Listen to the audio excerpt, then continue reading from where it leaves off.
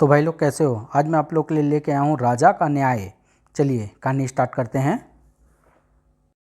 अवंती का राजा चंद्रसेन बहुत ही दयालु, न्यायप्रिय तथा प्रजा का हित चाहने वाला था। उसके राज्य में हर कोई खुशहाली तथा समृद्धि छाई हुई थी। दिन भर वह प्रजा के कार्यों में व्यस्त रहता था। मंत्री जी, इस गांव के लोगों को बहुत दूर से पानी लाना पड़ता है। आप इस गांव में जल्द से जल्द 2 कुएं खुदवा दें।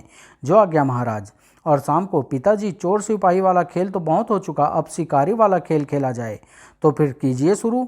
महाराज, आप भी बच्चे के साथ बच्चा बन जाते हैं। आपको मालूम है आपको ज्वर है, फिर भी विश्राम करने की बजाय आप खेल में लगे हैं।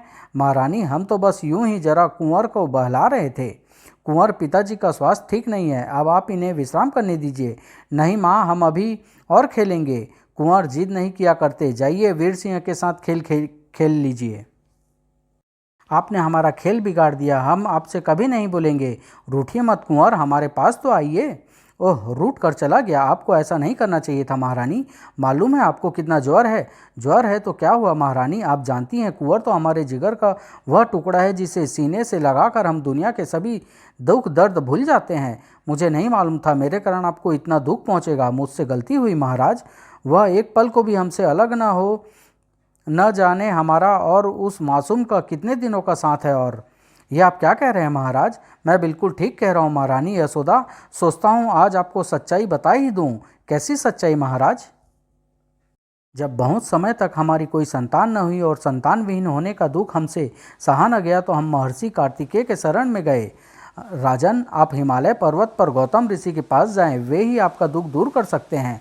धन्यवाद महर्षि, मैं अभी हिमालय पर्वत की ओर प्रस्थान करता हूँ। मुझे रात होने से पूर्व महर्षि के आश्रम में पहुँच जाना चाहिए। महर्षि गौतम के चरणों में अवंती नरेश का सत सत प्रणाम। दीर्घायु भव। आइए राजन, मेरे पास आइए।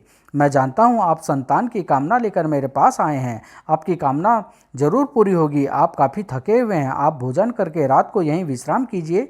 सवेरे आपसे बात होगी। जैसी आज्ञा महाप्रभु, आपके आशीर्वाद से मेरा जीवन सफल हो जाएगा प्रभु। अगले दिन सवेरे, लीजिए राजन, यह अभिमंत्रित फल रात होने से पूर्व महारानी को इसके बारे में बिना कुछ बताए खिला दीजिए। आप एक तेजस्वी पुत्र के पिता बनेंगे। महर्षि, आपने इस निराश पिता की झोली में दुनिया की सारी खुशियां डाल दी। अब देर न कीजिए राजन, रात होते ही इस फल का प्रभाव शून्य हो जाएगा। मैं अभी राजमहल की ओर प्रस्थान करता हूँ। और तेज मेरे घोड़े, और तेज। मुझे सांझ होने से पहले ही राजमहल पहुंचकर ये फल महारानी को खिलाना है। ए पर्वत, ए सूर्य, आज मैं दुनिया का सबसे सुखी इंसान हूँ। मुझे महर्षि ने इतनी खुशियाँ दे दी है कि मेरे पाँव जमीन पर नहीं पड़ रहे हैं। तभी ठहर जा मूर्ख। क्यों मूर्ख, तू अपनी खुशी में इतना मग्न हो गया कि सामने से चले आ रहे दुर्वासा ऋषि का प्रणाम करना तक भूल गया। क्षमा क्षमा क्षमा ऋषि, मुझसे भूल हुई। नहीं, तूने जानबूझकर हमारा अपमान किया है। तुझे इसका दंड भोगना ही होगा। जा, हम तुझे शाप देते हैं। दया प्रभु दया। जिस खुशी में मग्न होकर तूने हमारा अपमान किया है, वह खुशी तुझे मिलने के बाद जल्द ही छीन जाएगी। ऐसा अनर्थ मत कीजिए ऋषिवर, ऐसा अनर्थ मत कीजिए। चिंतित होकर महाराज पुनः गौतम ऋषि के पास पहुँचे। यह अच्छा नहीं हुआ राजन। यदि दुर्वासा ऋषि ने शाप दे ही दिया है तो अब मैं इसमें कुछ नहीं कर सकता।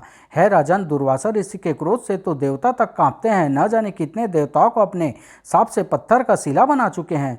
मुझे मालूम न था मेरी खुशी इतनी जल्दी छीन जाएगी। अब क्या होगा महर्षि। राजन, अब होनी को भगवान के भरोसे छोड़कर फौरन राजमहल लौट जाओ। देखो, सूर्य डूबने में कुछ ही घंटे शेष रह गए हैं। अब चारा ही क्या है महर्षि। यशोदा, आज भी मैं उस सांप को याद करके कांप उठता हूँ। हे भगवान, ये तो बहुत बुरा हुआ। मैं दोबारा महर्षि दुर्वासा की शरण में गया भी था, लेकिन वे दोबारा 30 वर्षों की तपस्या के लिए हिमगिरी पर्वत पर जा चुके थे। चलिए, रात बहुत हो गई, अब सोया जाए। भगवान पर भरोसा कीजिए, हमारे कुंवर को कुछ नहीं होगा।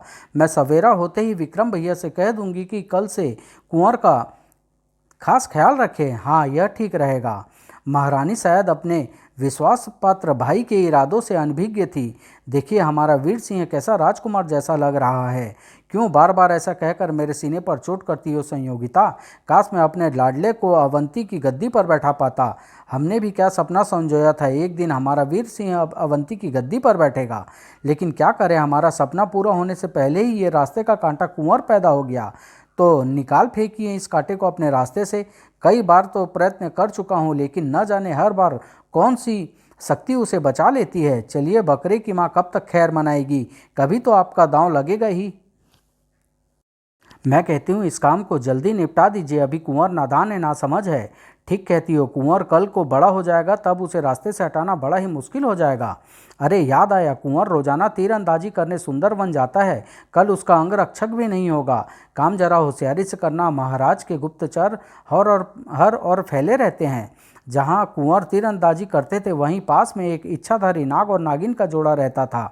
लो आ गया नन्हा तीरंदाज, सचमुच इसके हाथ में जादू है, इतना अचूक निशाना लगता है कि आश्चर्य होता है। बड़ा होनहार बालक है कुंवर, मन करता है इसकी तीरंदाजी का जादू देखती ही रहूं, लेकिन तुम्हें तो नागलोक जाना है। अरे हाँ, मैं तो भूल ही गई, आप यहाँ इसका जादू देखिए, मैं नागलोक का चक्कर लगा कर आती हूँ। अरे ये कौन दुष्ट व्यक्ति कुंवर पर निशाना ताक रहा है। जरूर ये कुंवर की हत्या करना चाहता है, मुझे कुंवर के प्राणों की रक्षा करनी चाहिए। आह, अच्छा इस बार तू कुंवर को बचाने आ गया। ला पहले तेरा ही काम तमाम करता हूँ। हाय आए, ये नाग तो इंसान की आवाज़ में चीखा। मामा जी, कमबख्त ने मुझे देख लिया, वरना अभी काम तमाम कर देता। अरे कुंवर, मैं तो आपकी तीरंदाजी देखने आया था, बड़ी गजब की तीरंदाजी करते हैं आप। धन्यवाद मामा जी। चलिए मामा जी, राजमहल वापस चलते हैं। जब नागिन वापस लौटी तो आए, मेरे स्वामी के शरीर के टुकड़े। हे स्वामी, आपको किस निर्दयी ने मार डाला नाथ, अब तो हम अगले जन्म में ही मिलेंगे। आए, ये खून लगा शाही तीर, समझ गई कुंवर, अब मैं तुझे नहीं छोड़ूंगी, मैं आ रही हूँ कुंवर। महाराज, आज ये इच्छाधारी नागिन भरे दरबार में आपसे न्याय मांगने आई है। तुम्हें न्याय मिलेगा नागिन, बताओ तुम्हें क्या कष्ट है। महाराज, आपके राज्य में एक निर्दयी ने मेरे पति की हत्या कर दी है। क्या तुम्हारे नाक की किसी ने हत्या कर दी? कौन है वो निर्दयी? मैं उस निर्दयी का नाम बताने से पहले आपको याद दिला दूं, आपके राज्य का कानून कहता है खून का बदला खून। नागिन, तुम शायद नहीं जानती, चंद्रसेन के दरबार में राजा और रंक बराबर होते हैं। तुम हमें उसका नाम बताओ, हम उसे मृत्यु दंड देंगे। तो सुनिए महाराज, मेरे पति का हत्यारा है आपका लाडला कुंवर प्रताप। नहीं नहीं, ऐसा नहीं हो सकता नागिन, जरूर आपको गलत फहमी हुई है, जरूर तुम्हें धोखा हुआ है नागिन। क्यों नहीं कहते? आपका इंसाफ डोल रहा है, ये पहचानिए, ये शाही तीर कुंवर का ही है ना। पिताजी, वहीं ठहर जाओ कुंवर, इस समय तुम राजकुमार नहीं बल्कि एक अपराधी और राजा चंद्रसेन के दरबार में खड़े हो। अपराधी? मैं कुछ समझा नहीं महाराज। इस नागिन का कहना है कि तुम्हारे तीर से इसके पति का सुंदरवन में हत्या हुई है। क्या आज तुम वहां गए थे? हाँ महाराज, मैं वहां धनुष अभ्यास के लिए गया था, लेकिन किसी नाग की हत्या का मुझे ज्ञात नहीं। इस तीर को पहचानते हो? तीर तो सही है, मेरे अलावा किसका होगा? जरूर अनजाने में यह तीर इनके पति को लग गया होगा। अपराध चाहे जानबूझकर किया गया हो या अनजाने में, अपराध ही होता है। कुंवर, क्या तुम अपना अपराध स्वीकार करते हो? हाँ, मैं स्वीकार करता हूँ महाराज। तो फिर तुम्हारे लिए हमारे पास एक ही दंड है, मृत्यु दंड। नहीं महाराज, दया दया दया। ऐसा अनर्थ मत कीजिए महाराज, अपने निर्णय पर एक बार फिर विचार कर लीजिए। महारानी ठीक कह रही है महाराज, चंद्रसेन सिर्फ एक ही बार अपना निर्णय सुनाता है। राजकुमार को कैद खाने में डाल दो, सवेरे उसको जंगल में ले जाकर वध कर दिया जाए। अपना ताज उतार कर चंद्रसेन भावुक होकर बोला, मेरे लाडले कुंवर, थोड़ी देर ठहर जाओ। जाने से पहले थोड़ी देर के लिए अपने बूढ़े बाप के सीने से लग जाओ मेरे लाडले कुंवर। अब मुझसे कैसा लगाओ पिताजी, आपने तो मुझे मौत की सज़ा सुना ही दी। नहीं बेटा, वो सज़ा राजा चंद्रसेन ने सुनाई थी, और इस समय एक असहाय बूढ़ा बाप अपने बेटे को सीने से लगा रहा है। बहन, मेरी गोद सुनी मत करो, मुझे मेरा पुत्र भीख में दे दो। देखिए, मेरे लाडले को कैद खाने ले जा रहे हैं। नर्म बिस्तर पर सोने वाला मेरा लाल पथरीली ज़मीन पर कैसे सोएगा? नहीं, मेरी मांग सुनी हो गई है, मैं किससे भीख मांगूं? आज अवंती राज्य अंधेरे में क्यों डूबा हुआ है? जरूर कोई बड़ा शौक होगा। चलो मालूम करते हैं। कल सवेरे कुंवर का वध किया जाएगा। क्यों? और बूढ़ी औरत ने उन्हें पूरी बात बता दी। ये तो नन्हे कुंवर के साथ बहुत बुरा हो रहा है। अगली सुबह, ओह कितनी तेज आंधी है, तूफान, मुझे तो कुछ दिखाई नहीं दे रहा। ये दिन में चारों ओर अंधेरा कैसे छा गया, लगता है जमीन फट जाएगी। चलो तूफान रुका तो सही, काश ये तूफान चलता रहता तो हमें कुंवर का वध न करना पड़ता। सच बताएं कुंवर, हम आपका वध नहीं कर सकते। हिम्मत से काम लीजिए, मैं तैयार हूँ, मेरा वध कर दीजिए। हमें माफ़ करना कुंवर। खचाक। हाय कुंवर, ये क्या हुआ? ये क्या नीलम, कुंवर का तो वध हो गया? नहीं रानी, मैंने अपनी शक्ति से कुंवर का प्रतिरूप तैयार कर दिया था। तेज आंधी चलाकर मैं असली कुंवर को ले उड़ी। वो वहाँ सो रहा है। मैं कहाँ हूँ? और परियों ने कुंवर को पूरी बात बता दी। ठीक है, अब हम अपना शेष जीवन इस जंगल में गुजार देंगे। आप अकेले नहीं हैं कुंवर, हम भी आपके साथ हैं। तुमने क्रोध के वशीभूत होकर कुंवर का वध कराकर अच्छा नहीं किया नागिन। मैं क्रोध में अंधी हो गई थी, पर अब अपने किए पर मुझे पश्चाताप हो रहा है। सजा तो वास्तव में उन बूढ़े माता पिता को मिली है जो अपने कमरे में कुंवर की याद में बिलख बिलख कर रो रहे हैं। मैं और कुछ तो नहीं कर सकती, उन्हें जाकर सांत्वना तो दे सकती हूँ। हे ऋषि, तू इतना कठोर हृदय था? क्या तुम्हारे अपमान की कीमत एक मासूम बच्चे की जान थी? बिना आज्ञा प्रवेश के लिए क्षमा चाहती हूँ महाराज। मैं अपने किए पर बहुत शर्मिंदा हूँ। मैं अपने आप को कुंवर के वध का उत्तरदायी मानती हूँ और इसका प्रायश्चित करना चाहती हूँ। अगर तुम सचमुच प्रायश्चित करना चाहती हो तो मुझे सिर्फ एक वचन दो, जीवन में प्रतिशोध की आग में जलकर कोई कदम नहीं उठाओगी जैसे कल उठाया था। मैं वचन देती हूँ महाराज। अच्छा, अब मुझे आज्ञा दीजिए। जो ही वह एक कक्ष की ओर से गुजरी, ये इस कक्ष में से हंसने की आवाज़ कैसी आ रही है, देखना चाहिए। हा हा हा, संयोगिता, ईश्वर जब देता है छप्पड़ फाड़ कर देता है। आज मुझे भी यकीन हो गया। आपने कुंवर को मारने के कितने प्रयास किए, लेकिन हर बार बच जाता था, और अब मरा भी तो बेमौत।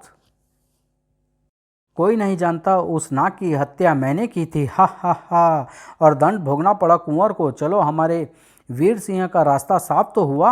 अच्छा, तो मेरे स्वामी का हत्यारा ये ध्रुत है। काश महाराज ने मुझसे वचन न लिया होता तो मैं तेरे पूरे परिवार को ही डस लेती। इसे तो एक न एक दिन बदला लेकर ही रहूंगी। दूसरी ओर, हा हा हा, हा हा हा, हाथी दादा आज उदास क्यों हो? जरूर हथनी दादी से लड़ाई हुई होगी। मेरे लिए भोजन लाए हो रीछ दादा? मुझे खिलाए बिना तुम नहीं खाते। कौन कहता है ये पशु है? इनके अंदर तो इंसान से भी ज़्यादा प्रेम और दया भरी हुई है। आप ठीक कहते हैं कुंवर, इनका प्रेम बड़ा ही निश्चल होता है। इस प्रकार 20 वर्ष बीत गए। खुशखबरी, खुशखबरी, कैसी खुशखबरी सोन चिरैया? मालूम है कुंवर जिंदा है? सच कह रही है तू? हाँ, वे यहाँ से बहुत दूर काले जंगल में गुफा में रहते हैं। इसका मतलब कुंवर का वध नहीं हुआ था? हाँ, उसे हमने बचा लिया था। और परियों ने नागिन को पूरी बात बता दी। ये तुमने बहुत अच्छा किया, मुझे निर्दोष की हत्या के कलंक से बचा लिया। लेकिन ये बात अभी गुप्त रहनी चाहिए। जब समय आएगा तब हम महाराज को खुद बता देंगे। दूसरी ओर राजमहल में ये बुढ़ा पता नहीं कब गद्दी छोड़ेगा। हमारा वीर सिंह अब जवान हो गया है, राज्य की बागडोर संभाल सकता है। पता नहीं खुसट किसका इंतजार कर रहा है। लगता है राज्य में बगावत करनी पड़ेगी, तब ये बुढ़ा गद्दी छोड़ेगा। विक्रम बगावत का राह पाता, इससे पहले ही अवंती पर संकट आ पड़ा। न जाने कहां से नलकासुर दैत्य अवंती में आ घुसा। बचाओ, दौड़ो, हा हा हा, हा हा हा, बचाओ, भागो, बचाओ बचाओ, हाय मर गए, बचाओ। महाराज, हमारी रक्षा कीजिए। वो दैत्य रोजाना 20-25 लोगों को उठाकर ले जाता है। सेनापति, फौरन सैनिकों को लेकर जाओ और इस दैत्य का वध करो। महाराज, हमें राज्य छोड़कर जाना पड़ेगा। जो आज्ञा महाराज। इस पहाड़ का वध कैसे करें? चुपचाप खिसक लो, अगर जाग गया तो अभी हम इसके पेट में दिखाई देंगे। तभी दहाड़, हा हा हा, सेनापति और सैनिक, हा हा हा। महाराज, वह हमारे सेनापति सहित आधे सैनिकों को खा गया। राज्य में मुनादी करा दो, जो अवंती को इस दैत्य से छुटकारा दिलाएगा वही ही राजगद्दी का उत्तराधिकारी होगा। सुनो सुनो सुनो, जो भी व्यक्ति अवंती राज्य के नरकासुर दैत्य से छुटकारा दिलाएगा वही राज्य का उत्तराधिकारी नियुक्त किया जाएगा। आज ना जाने क्यों मुझे पिताजी की बहुत याद आ रही है। मेरा मन बड़ा बेचैन है। न जाने मेरे माता पिता किस हाल में हैं। तुम्हारे पिता घोर संकट में है कुंवर। और नीलम परी ने कुंवर को नरकासुर दैत्य के बारे में बता दिया। क्या? हमारे होते हुए हमारे पिता पर कोई संकट आ जाए, हम उस दैत्य को वध करने जाएंगे। मेरा आशीर्वाद तुम्हारे साथ है कुंवर, हम भी तुम्हारे साथ हैं कुंवर। ये लो कुंवर चंद्रमणि, इसे भुजा पर बांध लो। इसे बांधने से तुम्हारा शरीर तुम्हारी इच्छानुसार बढ़ घट सकता है। हम तुम्हारे शरीर लोहे का बना देते हैं, इससे तुम पर किसी अस्त्र शस्त्र का वार असर नहीं करेगा। धन्यवाद आप लोगों का, धन्यवाद। हा हा हा, आज भोजन खुद चलकर हमारे पास आया है। नलकासुर, अगर जिंदा रहना चाहता है तो अवंती छोड़कर कहीं और चला जा। लगता है तू इस तरह मानने वाला नहीं। जा बच्चे जा, क्यों अपनी मौत को दावत दे रहा है? हा हा हा। ये ले, हा हा हा, टन टन, ये ले। ज्यों ही दैत्य जमीन पर गिरा, तेरी मौत ही तुझे यहाँ लाई है। खचाक। हा हा हा, हा हा हा। आए, सिर फिर धड़ से जुड़ गया। कुंवर, इस दैत्य का मेरुदंड में अमृत भरा हुआ है, पहले उसे तोड़ो। धन्यवाद परी रानी। हा हा हा हा। खचाक, ये ले, तेरा काम तमाम हो गया। नवयुवक, हम तुम्हारी बहादुरी से खुश होकर तुम्हें अवंती की गद्दी का उत्तराधिकारी सौंपते हैं। हे वीर युवक, तुम्हारे माता पिता कौन है? वाह, एक पिता अपने पुत्र से पूछ रहा है उसका पिता कौन है। दुर्वासा ऋषि आप? गौतम ऋषि, आपको मेरा प्रणाम।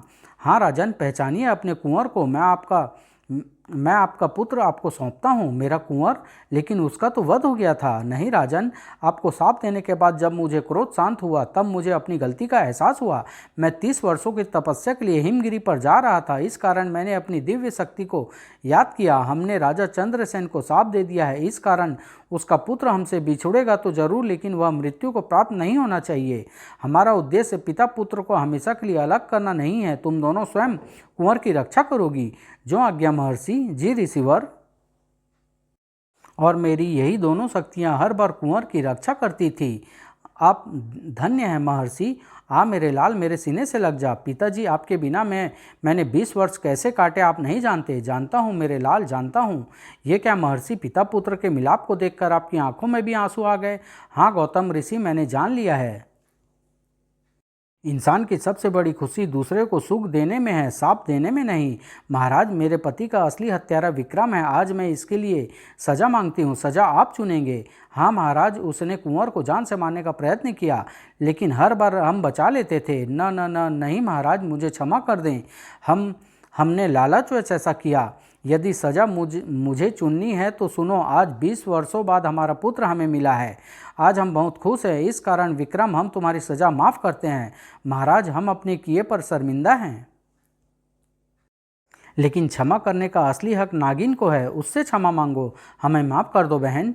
आज खुशी के मौके पर पति का गम भूलकर मैं तुम्हें क्षमा करती हूँ।